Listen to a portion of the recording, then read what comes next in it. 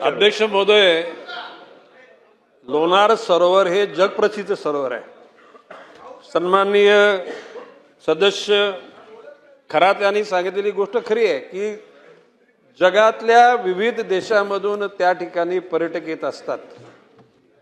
अध्यक्ष महोदय, काय झालं, गेल्या वर्षी मे महिन्यापासून पाऊस सुरू झाला, तो जवळजवळ या वर्षाच्या जानेवारी महिन्यापर्यंत तो टिकला।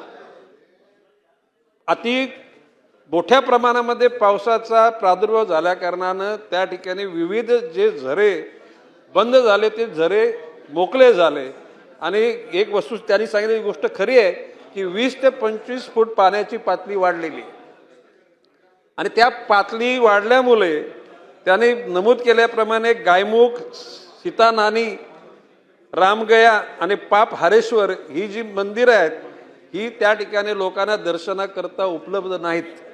आजच माननीय आयुक्त महोदया आणि माननीय जिल्हाधिकारी यांच्याबरोबर आज मी चर्चा केली असताना अति तातडीनं वन्यजीव विभागाची जी परवानगी लागते, ज्याच्यामध्ये पुरातत्व विभाग आणि वन्यजीव विभाग यांची बैठक होऊन ती परवानगी घेण्याकरता उद्याच बैठक मी लावतोय आणि त्याला परवानगी देण्यात येणार आहे।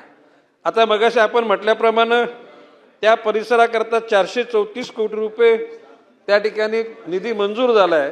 त्याच्यातले 174 कोटी 85 लाख प्राप्त झाले आणि त्याच्यापैकी 168 कोटी रुपये खर्च केलेले आहेत। भविष्यकाळामध्ये या तलावाचं म्हणजे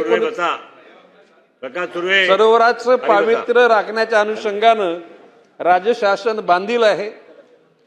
या ठिकाणी अध्यक्ष महोदय, मधल्या काळामध्ये तिथलं पाणी तर गुलाबी झालं होतं, आता त्यामध्ये क्षारयुक्त पाणी आहे। त्या पाण्याचे क्षार कमी न होता त्या ठिकाणी या सरोवराची निगराणी करण्याच्या अनुषंगानं राज्य शासन अतिशय तत्पर आहे।